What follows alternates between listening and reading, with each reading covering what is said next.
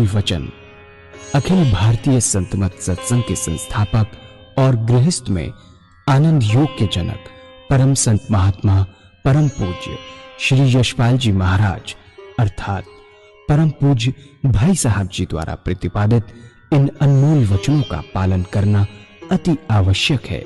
ये वचन हमारी गृहस्थ आध्यात्मिक साधना के लिए मूलभूत सिद्धांत हैं, जो इस प्रकार हैं।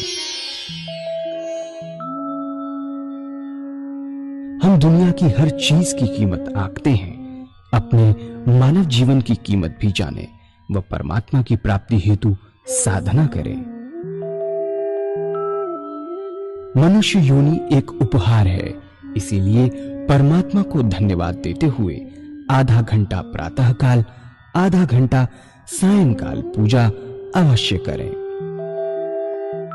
सत्संग, सतनाम व सद्गुरु को प्राथमिकता देते हुए इसी के आधार पर ध्यान योगाभ्यास अवश्य करें व गृहस्थ के कार्यों को परमात्मा का कार्य समझकर उसी की याद में संपन्न करें। हर समय ये ध्यान रहे कि गुरु कृपा द्वारा परमात्मा की पवित्र सत्ता का हमारी आत्मा में वास है, अतः मन में निरंतर अपने इष्ट देव का जाप करें। मान सम्मान की इच्छा न करें व अपमान से दुखी न हो। परमात्मा के अतिरिक्त किसी और का भय न करें। दूसरों की बुराई न करें, न सुने, सत्य व मधुर बोलें, अश्लील शब्द मुंह से ना निकालें, सभी से नम्रतापूर्ण व सुंदर व्यवहार करें। धर्म पत्नी के अतिरिक्त अपने से बड़ी से माता जैसा, बराबर की से बहन जैसा व छोटी से पुत्री जैसा व्यवहार करें। सांसारिक जीवन यापन की आवश्यकताएं अंतहीन है, इसलिए अधिक से अधिक समय सत्संग में व धन परोपकार में खर्च करें। याद रखें, न स्त्री माया है, न धन दौलत, न ही परिवार। माया वह है जो हृदय को परमात्मा से दूर हटा दे। अतः निरंतर सत्संग और सद्गुरु की शरण में रहने का प्रयास करें। भोजन अपने इष्ट को अर्पण कर प्रसाद रूप में परमात्मा की याद में करें।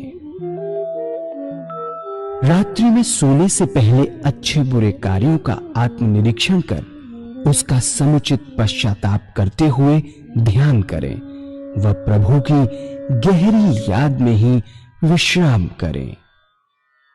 परमात्मा तू ही है, तेरी इच्छा पूर्ण हो।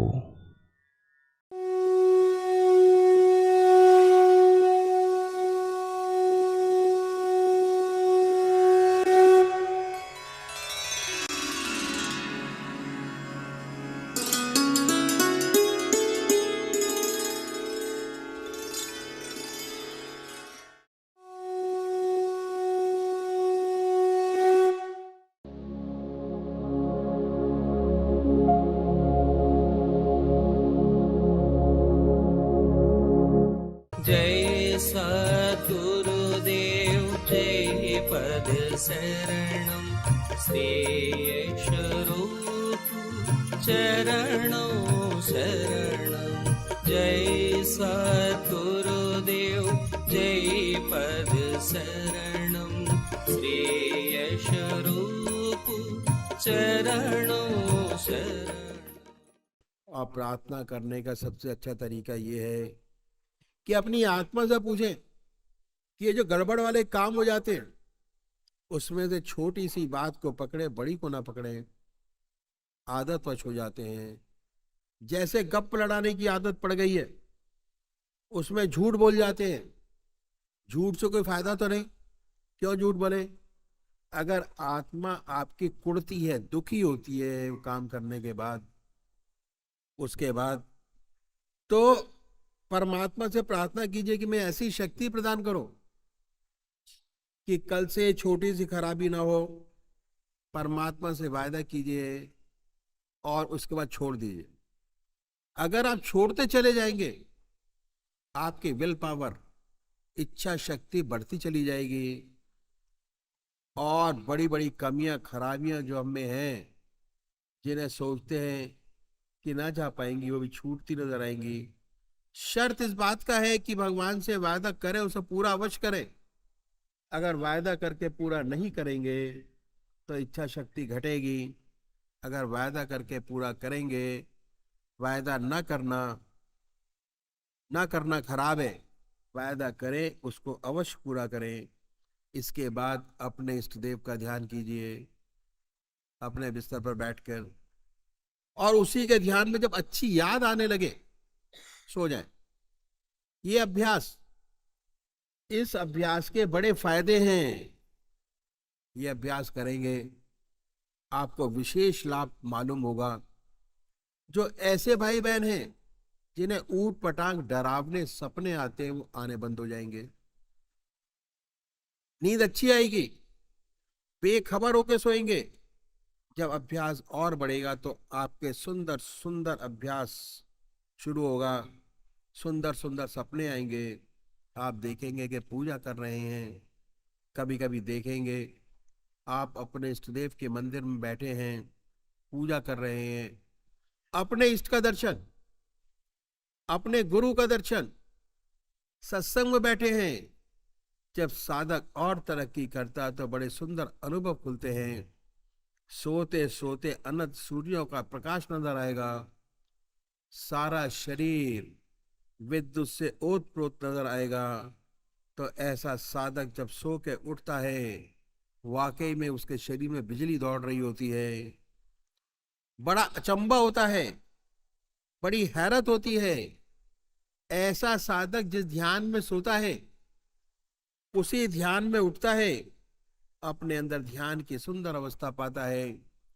जिस ध्यान की अवस्था में सोया था, उससे अच्छे ध्यान की अवस्था में जो अच्छे साधक हैं, जिनके आज्ञा चक्र पर स्पंदन होता है, यदि सोते समय आज्ञा चक्र पर स्पंदन था, जब उठेंगे वह स्पंदन और तेज होता मिलेगा।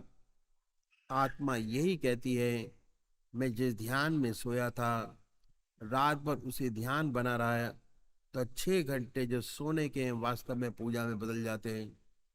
बात क्या है? मनुष्य का एक गुण है। मनुष्य जिन विचारों में डूब कर सोता है, उन्हीं विचारों में पड़ा रहता है।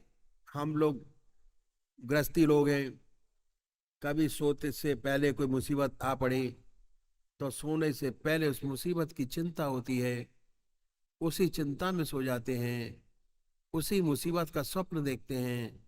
सुबह उठते हैं तो बड़ी परेशानी में उठते हैं। एक बच्चा है, माँ का दूध पीते पीते सो जाता है तो रात भर चप चप करता रहता है, दूध पीता होता है। ये मनुष्य का गुण है, मन का, कि मन जिन विचारों में गहरा डूब कर सोता है,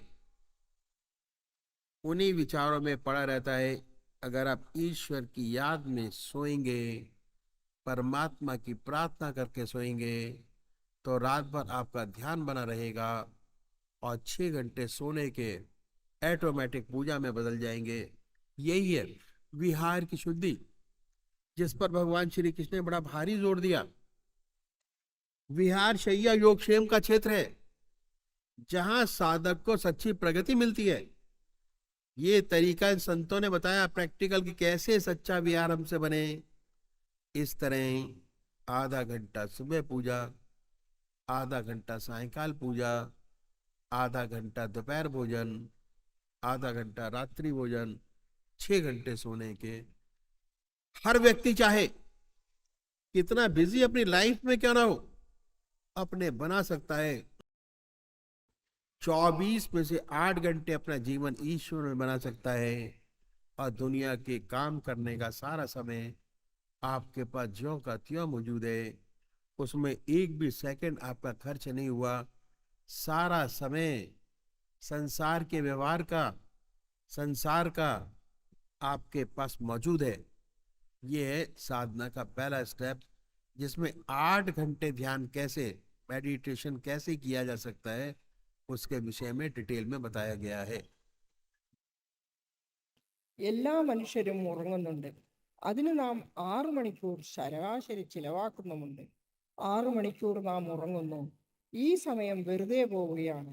ഇതിനെ എങ്ങനെ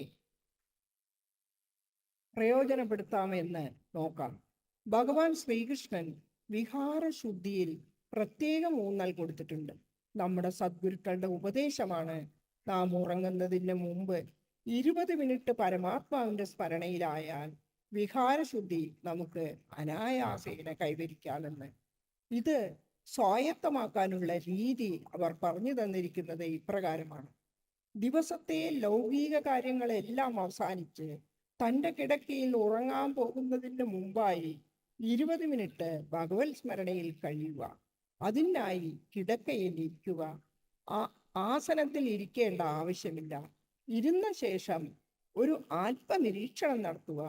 തൻ്റെ ആത്മാവിനോട് തന്നെ ചോദിക്കുക, ഇന്ന് എന്തെങ്കിലും ഒരു നല്ല കാര്യം ചെയ്യാൻ കഴിഞ്ഞിട്ടുണ്ടോ? എന്തെങ്കിലും പരോപകാരം ചെയ്യാൻ കഴിഞ്ഞുവോ? മറ്റുള്ളവർക്ക് സഹായം നൽകി അവരുടെ ആത്മാവിന്റെ പ്രസന്നത കൊടുക്കുവാൻ കഴിഞ്ഞിട്ടുണ്ടോ? എങ്കിൽ അവയെല്ലാം ഭഗവാന് സമർപ്പിക്കുക. ഹേ പ്രഭു, അവിടുത്തെ ദയാ കൃപ ഒന്നുകൊണ്ട് മാത്രമാണ് ഈ നല്ല പ്രവൃത്തികൾ ചെയ്യുവാൻ കഴിഞ്ഞത്. ഈ സേവകന് എന്ത് ശക്തിയാണുള്ളത്? നല്ലത് ചെയ്യാൻ അവിടുന്ന് അവസരം തന്നു, അതിനാൽ ചെയ്തു. അങ്ങനെ ഈ നന്മയെല്ലാം ഭഗവാൻ അർപ്പിക്കുക. അവിടുത്തെ ദയാകൃപ കൊണ്ട് ചെയ്തതെല്ലാം അവിടത്തേക്ക് തന്നെ അർപ്പിക്കുന്നു എന്ന്. പിന്നെ ചിന്തിച്ചു നോക്കുക, വല്ല ചീത്ത കർമ്മങ്ങളും ചെയ്തിട്ടുണ്ടോ എന്ന്, തന്നിൽ വല്ല പോരായ്മകളും ഉണ്ടായെന്ന്. ഇത് തന്റെ ആത്മാവിനോട് തന്നെ ചോദിക്കുക. പുറമേയുള്ള ആളുകളോട് ചോദിക്കേണ്ട ആവശ്യമില്ല. നിങ്ങളുടെ ആത്മാവ് തന്നെയാണ് ശരിയായ മാർഗദർശി. നിങ്ങളുടെ ആത്മാവ് പറയുകയാണ് ഒന്നുമില്ല എങ്കിൽ നല്ല കാര്യമാണ്. പക്ഷെ ആത്മാവ് പറയുകയാണ് കളവുണ്ട്, കാപട്യമുണ്ട്, കാമം, ക്രോധം, ലോഭം, മോഹം, അഹങ്കാരമുണ്ട് എന്ന്. അത്തരം ചിലത് കാണുന്നുണ്ടെങ്കിൽ അതിനുവേണ്ടി പശ്ചാത്തപിക്കണം, പ്രായശ്ചിത്തം ചെയ്യണം. നാം പരമാത്മാവിന്റെ മുന്നിൽ, തൻ്റെ ഇഷ്ടദേവന്റെ മുന്നിൽ പ്രായശ്ചിത്തം ചെയ്യണം. ഈ കുറവുകളിൽ നിന്ന് മുക്തി നേടുവാനായി പ്രാർത്ഥിക്കണം. പ്രാർത്ഥന വളരെ ഫലപ്രദമാണ്. പ്രാർത്ഥനയുടെ ഏറ്റവും നല്ല രീതി, നാം ചെയ്യുന്ന തെറ്റുകളിൽ ഏറ്റവും ചെറിയ ദുശ്ശീലം അത് തനിക്ക് തോന്നുകയാണെന്ന് നിർത്താൻ സാധിക്കുമെങ്കിൽ അത്തരം ചെറിയ ദോഷങ്ങൾ എടുക്കുക. ഉദാഹരണമായി, നാം ചിലപ്പോൾ പൊങ്ങച്ചം പറയുമ്പോൾ പല ചെറിയ നുണകൾ പറയുന്നു. അതുകൊണ്ട് എന്തു പ്രയോജനമാണുള്ളത്? നുണ തന്നെയല്ലേ? യാതൊരു കാര്യവുമില്ലാതെ എന്തിനു നുണ പറയണം? തനിക്ക് തോന്നുന്നുവെങ്കിൽ ഇത്തരം ചെറിയ കാര്യങ്ങൾ എടുക്കുക, വലിയ കാര്യങ്ങൾ എടുക്കരുത്. നാം പരമാത്മാവിനോട് പ്രാർത്ഥിക്കുക, ഹേ പ്രഭു, എനിക്ക് ശക്തി പ്രദാനം ചെയ്താലും നാളെ മുതൽ ഈ ചെറിയ ദുർഗുണം ഉണ്ടാകാതിരിക്കട്ടെ എന്ന് പരമാത്മാവിന്റെ മുന്നിൽ പ്രതിജ്ഞ ചെയ്യുക. അങ്ങനെ ആ ദുർഗുണത്തെ പിറ്റേന്ന് മുതൽ ത്യജിക്കുക.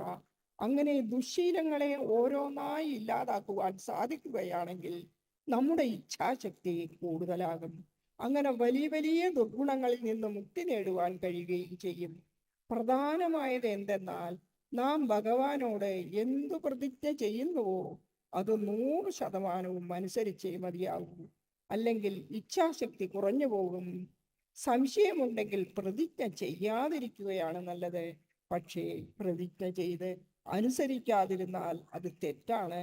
പ്രതിജ്ഞ ചെയ്തുവെങ്കിൽ അത് പൂർണ്ണമാവണം. എന്നാൽ ഇച്ഛാശക്തി കൂടിക്കൊണ്ടേയിരിക്കും.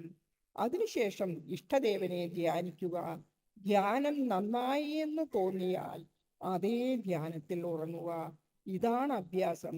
ഈ അഭ്യാസം നിരന്തരമായി ചെയ്യുന്നുവെങ്കിൽ വിശേഷ ലാഭം ഉണ്ടാവും. ആർക്കെങ്കിലും അനാവശ്യമായ ദുസ്വപ്നം കാണുന്നുവെങ്കിൽ അത് ഇല്ലാതാവുകയും ഉറക്കം വളരെ ഗഹനമാവുകയും ചെയ്യും. അഭ്യാസം കൂടുന്തോറും നല്ല നല്ല സ്വപ്നങ്ങൾ കണ്ടു തുടങ്ങുന്നു. നിങ്ങൾ സ്വപ്നത്തിൽ ധ്യാനിക്കാനിരിക്കുന്നതായും ചിലപ്പോൾ തൻ്റെ ഇഷ്ടദേവന്റെ മന്ദിരത്തിൽ ഇരിക്കുന്നതായും പൂജ ചെയ്യുന്നതായും തൻ്റെ ഇഷ്ടദേവന്റെ ദർശനം ലഭിക്കുന്നതായും തൻ്റെ ഗുരുവിനോടൊപ്പം സത്സംഗത്തിൽ ഇരിക്കുകയാണെന്നും കാണും. സാധകന്റെ അഭ്യാസം കൂടുന്തോറും നല്ല നല്ല അനുഭവങ്ങൾ ഉണ്ടാകും. ഉറങ്ങുമ്പോൾ അനന്തകോടി സൂര്യന്റെ പ്രകാശം ദർശിക്കും. ശരീരം വൈദ്യുതിയാൽ നിറഞ്ഞതായും ഉറക്കമുണർന്ന് എഴുന്നേൽക്കുമ്പോൾ തൻ്റെ ശരീരത്തിൽ വൈദ്യുതി സഞ്ചരിക്കുന്നതായും തോന്നും. വളരെ ആശ്ചര്യം തോന്നും. അത്തരം സാധകൻ ഏതു ധ്യാനത്തിലാണോ ഉറങ്ങുന്നത്, എഴുന്നേൽക്കുമ്പോഴും അതേ ധ്യാനത്തിൽ അല്ലെങ്കിൽ കൂടുതൽ ധ്യാനത്തിലായിരിക്കും. അയാളുടെ നാവിൽ നിന്നും പരമാത്മാവിന്റെ നാമം തന്നെ വരും. താൻ ഉറങ്ങുവാൻ പോകുന്നതിന് മുമ്പത്തേതിലും നല്ലൊരവസ്ഥയായിരിക്കും ഉണരുക.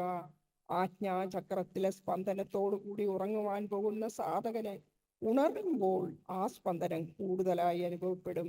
ആത്മാവ് തന്നെ പറയും, ധ്യാനത്തിൽ ആയിരുന്നുവോ ഉറങ്ങിയോ എന്ന്. അങ്ങനെ ഈ 6 മണിക്കൂർ ഉറങ്ങിയ സമയം പൂജയായി മാറപ്പെടും. ഇതിന് കാരണം മനസ്സിന്റെ ഒരു പ്രത്യേക ഗുണമാണ്. ഏത് വിചാരത്തിലാണോ നാം ഉറങ്ങുന്നത്, ആ വിചാരത്തിലായിരിക്കും മനസ്സ് മുഴുവൻ സമയവും ഇരിക്കുക. ഉദാഹരണത്തിന്, നാം എന്തെങ്കിലും മാനസിക വിഷമത്തോടെയാണ് ഉറങ്ങാൻ കിടന്നതെങ്കിൽ അത്തരം ചിന്തകളടങ്ങിയ സ്വപ്നങ്ങളാവും ഉറക്കത്തിൽ കാണുക. രാവിലെ അതേ ചിന്തയിൽ തന്നെയായിരിക്കും എഴുന്നേൽക്കുന്നത്. അമ്മയുടെ മുലപ്പാൽ കുടിച്ചുറങ്ങുന്ന ഒരു കുഞ്ഞ് ഉറക്കത്തിലും ചപ്പ് എന്ന് ശബ്ദിച്ചുകൊണ്ടേയിരിക്കും. അതായത് കുഞ്ഞ് മനസ്സുകൊണ്ട് ഉറക്കത്തിൽ മുലപ്പാൽ കുടിക്കുകയാണ്. ഇതാണ് മനസ്സിന്റെ ഒരു വിശേഷ ഗുണം. മനസ്സ് ഗഹനമായി ഏത് വിചാരത്തിൽ ഉറങ്ങുന്നുവോ അതേ ചിന്തയിൽ തന്നെയായിരിക്കും ഉറക്കം മുഴുവൻ. നാം ഈശ്വരസ്മരണയിൽ പരമാത്മാവിനെ പ്രാർത്ഥിച്ചു ഉറങ്ങുന്നുവെങ്കിൽ ഉറക്കം മുഴുവൻ ധ്യാനത്തിലായിരിക്കും. 6 മണിക്കൂർ ഉറങ്ങുന്നത് അങ്ങനെ പൂജയായി മാറും. ഇതാണ് വികാരശുദ്ധി. ഭഗവാൻ ശ്രീകൃഷ്ണൻ വികാരശുദ്ധിക്ക് വലിയ പ്രാധാന്യം കൊടുത്തിട്ടുണ്ട്. സാധകന്റെ കിടപ്പുമുറിയാണ്, ശയ്യയാണ് ശരിയായ ആധ്യാത്മിക പുരോഗതിക്കും സാഫല്യത്തിനുമുള്ള ക്ഷേത്രം. സാധകന് പുരോഗതി ഉണ്ടാകുന്ന ഈ രീതിയാണ് നമ്മുടെ സദ്ഗുരുക്കൾ പ്രാവർത്തികമായി നമ്മെ മനസ്സിലാക്കി തന്നിരിക്കുന്നത്. അപ്പോൾ അരമണിക്കൂർ രാവിലെ പൂജ, അരമണിക്കൂർ വൈകുന്നേരം പൂജ, അരമണിക്കൂർ ഉച്ചയ്ക്ക് ഉള്ള ഭക്ഷണ സമയം, അരമണിക്കൂർ രാത്രി ഭക്ഷണ സമയം, 6 മണിക്കൂർ ഉറക്ക സമയം. ഇതെല്ലാ വ്യക്തിക്കും എത്ര തിരക്ക് പിടിച്ച ആളായാലും 24 മണിക്കൂറിൽ 8 മണിക്കൂർ ഈശ്വര സ്മരണയിലാകുവാൻ സാധിക്കും. ലൗകിക കാര്യങ്ങൾക്കുള്ള സമയം അതേപടി തമ്മിൽ തന്നെ ഉണ്ടാകും. ഇതാണ് സാധനയുടെ ആദ്യത്തെ പടി. परमात्मा तू ही है, तेरी इच्छा पूर्ण। പരമാത്മാവ് അവിടുന്ന് തന്നെ, അവിടുത്തെ ഇച്ഛ പൂർണ്ണമാവട്ടെ.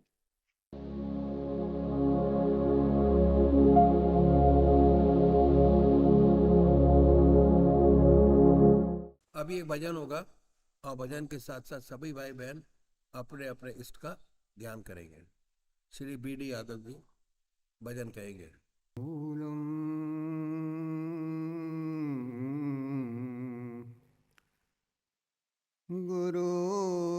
गुरुर्मूर्ति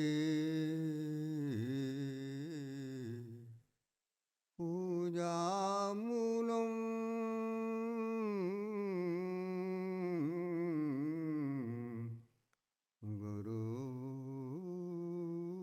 गुरुपदं मन्त्रमूलं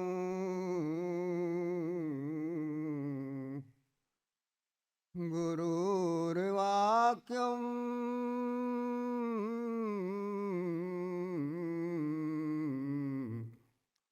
मोक्षमूलं गुरुकृपा बन्धो गुरुपदकञ्जो कृपा सिंधु नररूप हरे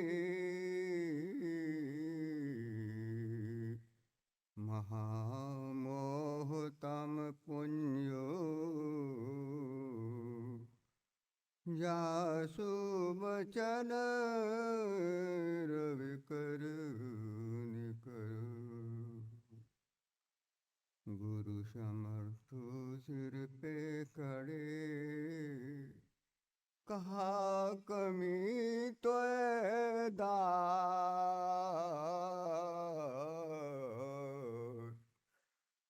रिधि सीधी सेवा करें,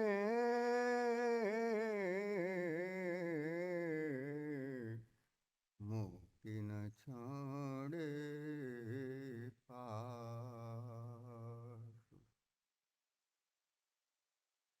आप जाहिर आप बातिन, हाथ हम सबके हैं आप जाहिर आप बातिन, साथ हम सबके हैं आप। गो की पर्दा करके बैठे, फिर भी लापर्दा हैं आप जाहिर आप बातिन, साथ हम सबके हैं आप। गूंजती है कान में आवाज अब भी आपकी, गूंजती है कान में आवाज अब भी आपकी, आवाज अब भी आपकी। वज़्न में जलवानुमा से, वज़्न में जलवानुमा से सामने बैठे हैं आप जाहिर आप बातिन, साथ हम सबके हैं आप।